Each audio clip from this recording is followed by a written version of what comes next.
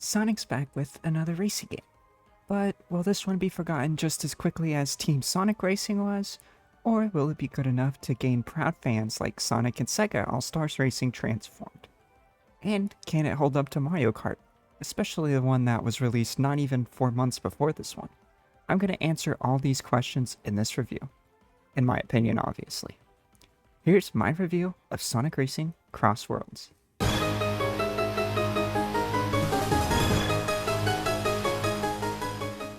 Let's start by talking about the Grand Prix, which is great. There's a good amount of cups to go through with 2 unlockable ones and 2 more that will be added later as paid DLC. You go through only 3 unique stages in each cup instead of the usual 4. That's because the 4th one utilizes the CrossWorlds mechanic, which has you jump between each of the previous courses in the cup for each lap, a concept I think is incredibly cool. The CrossWorlds mechanic in general is a clever and well-used idea. For the second lap of each course, you will be transported to a completely different course.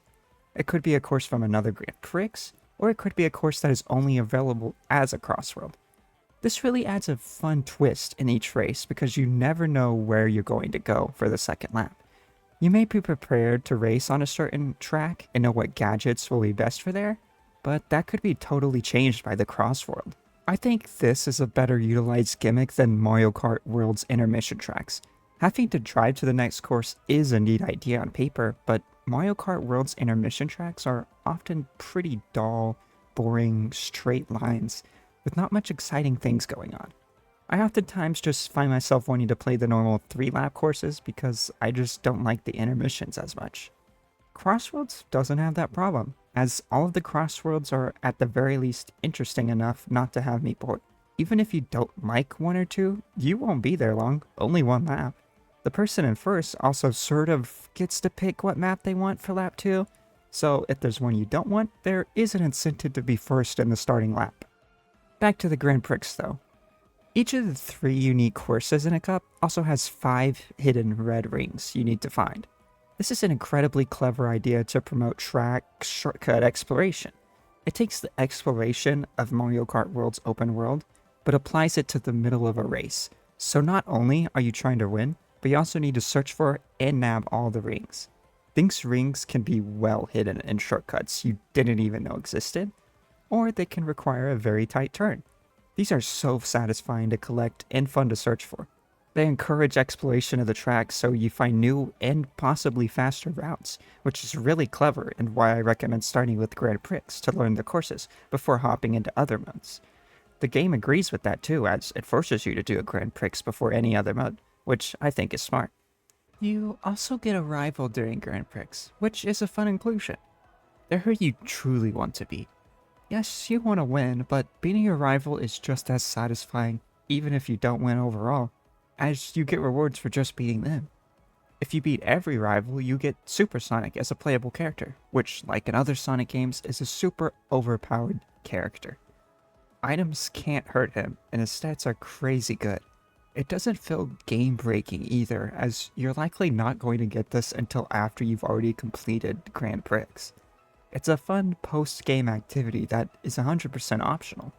It's a terrific way to translate how Super Sonic works in the platformer Sonic games into this racing game. You can only use him in the Grand Prix, of course, because he'd be too good for online. The courses themselves are fun too, and I don't think there's any that I dread racing through. They all have their own unique things going on, and in the final lap, they even change design. Sometimes that change is very slight, like maybe a shortcut opens up, but sometimes that's a crazy change, like in what's probably the best course, Wonder Museum.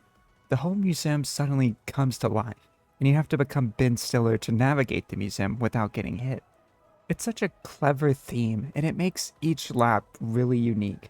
Especially since the track isn't super present in your mind, thanks to the CrossWorld coming between the changes. There are many other stages with cool, notable differences like that one too, which really add to making each lap a new experience. The courses are also better directly connected to the Sonic games than Mario Karts are to Super Mario games. Many of the courses are directly from a Sonic game and translated beautifully into a racetrack. The last 3 courses in particular, which are the 3 newest Sonic games, are so breathtaking and incredibly loyal to their respective games.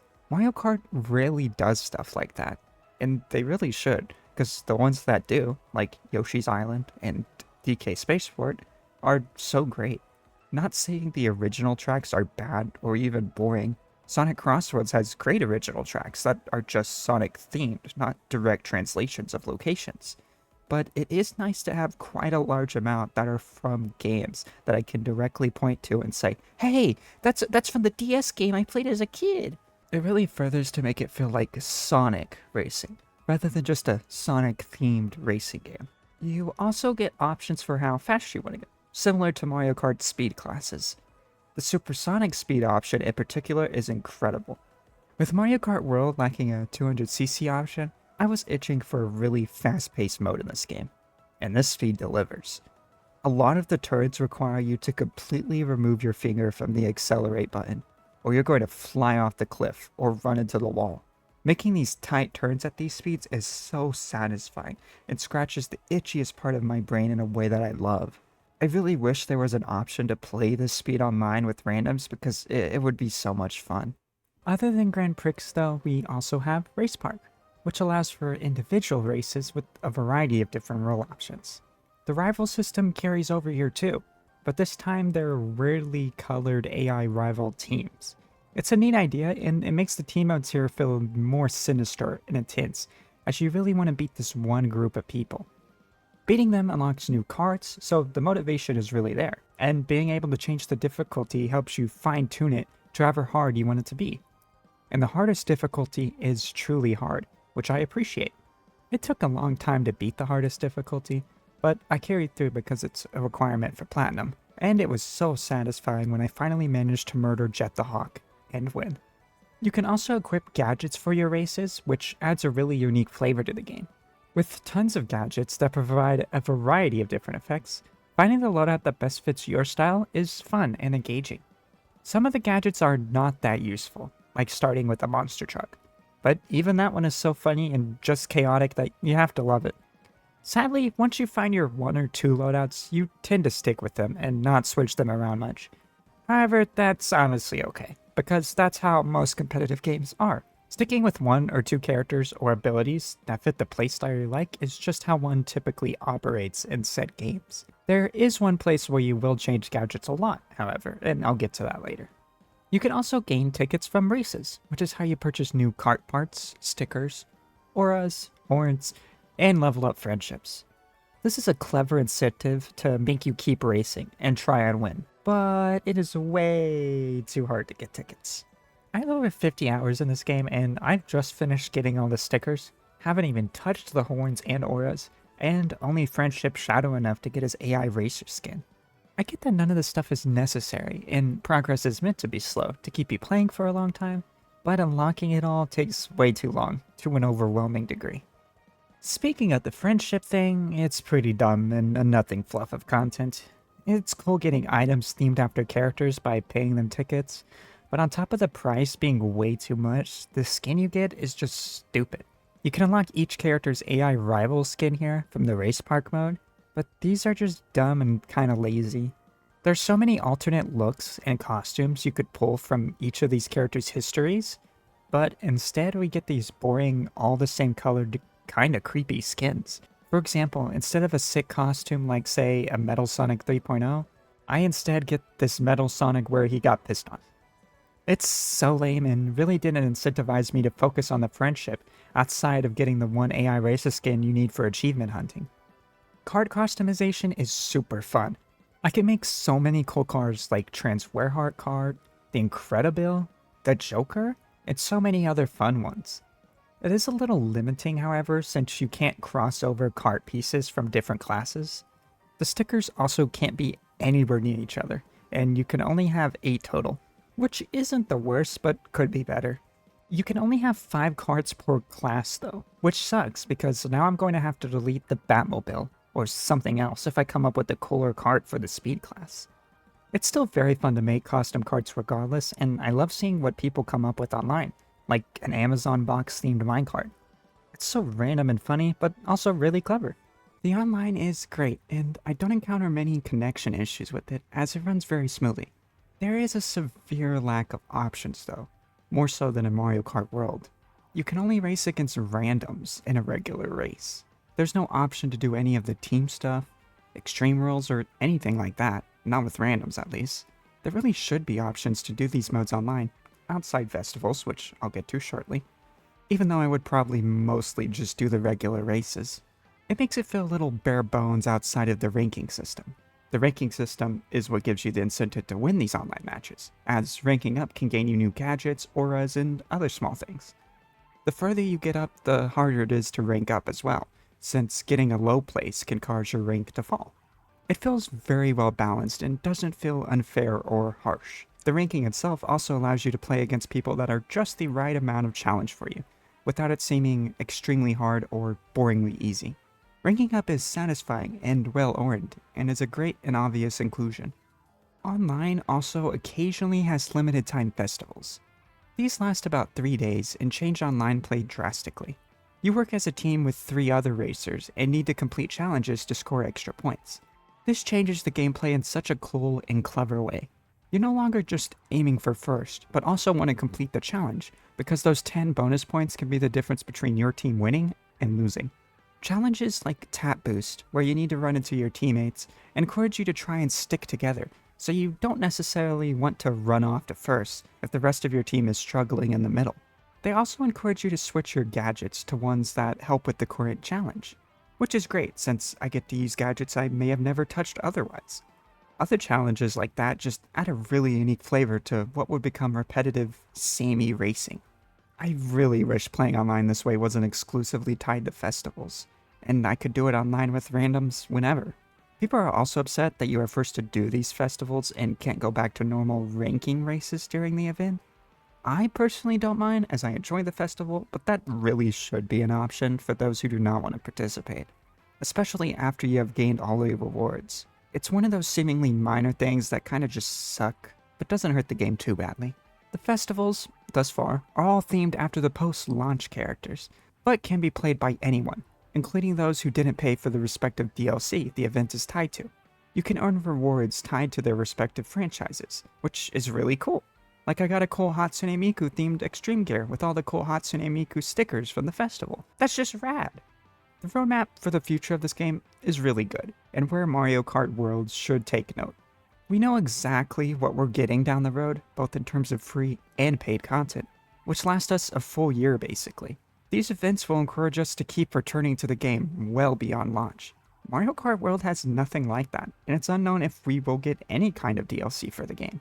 It's not necessarily needed, but that game costs $80, so it would be good if we got at least a little bit of free content that we knew was coming to help ease the pain on the wallet.